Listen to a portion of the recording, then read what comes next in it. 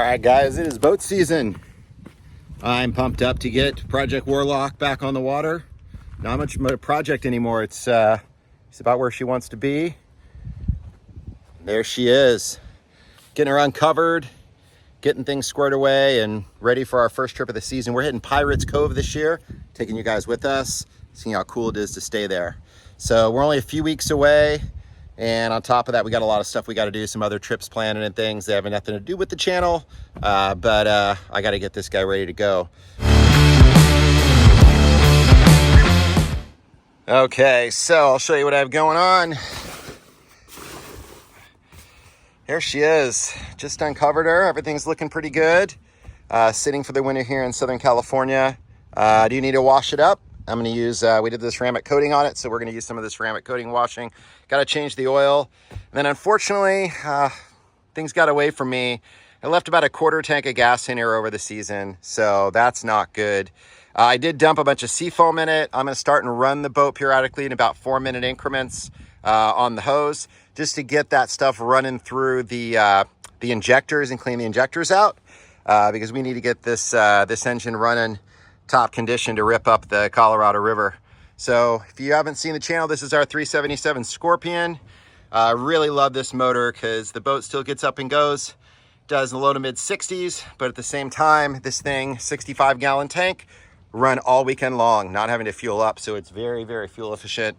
Plenty of power, a lot of torque for getting the boat out of the hole. It's a pretty lightweight boat for how big it is, 25 feet.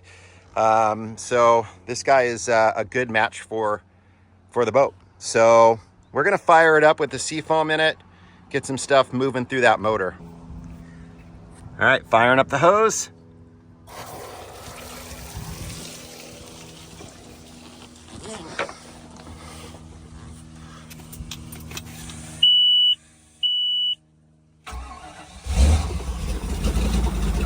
There she goes.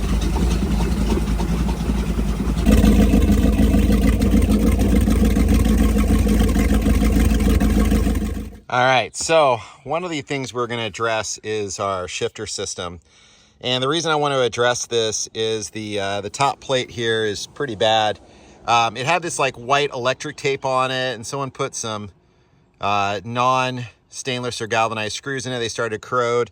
So we're gonna keep this in the boat, but I'm gonna put some tarps around this. We're gonna sand this down, and we're gonna try to mask everything off and paint this so it looks nicer.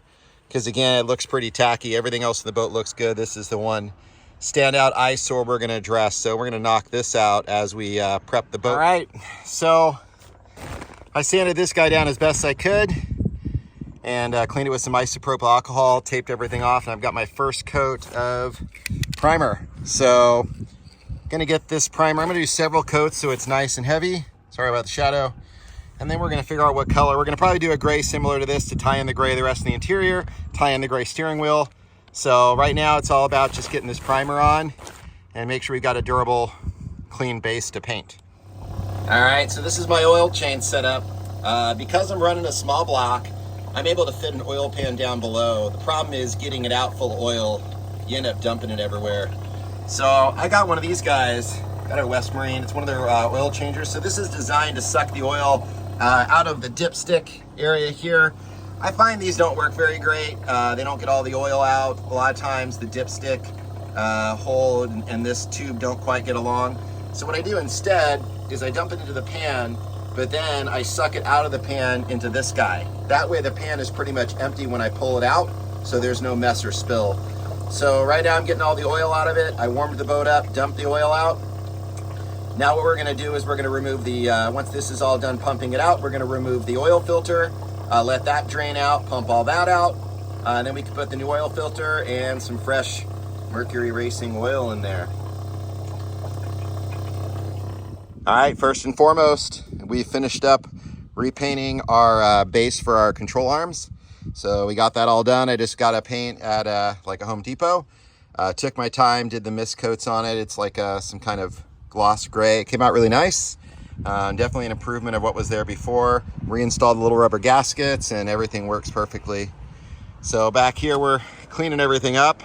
I'm gonna clean all the interior with my 303 Aerospace. I've shown this on the channel before. I really like this stuff. It's also like a UV inhibitor, so it helps really protect the interior in the sun. So we want to make sure we protect that investment. You know, the oil change is done. We got that all wrapped up, both started. So I'm going to get to cleaning, and then we should be about ready to get this thing on the water this year. All right, so on the home stretch, I'm installing our windscreens.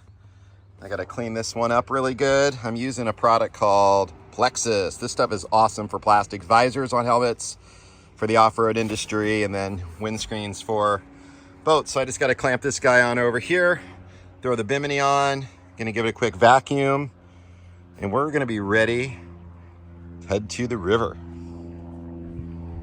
Loving that. All right, boat's ready, interior's cleaned. Just got to put a couple more things away, but we're ready for boating season. Next stop, going to Pirates Cove.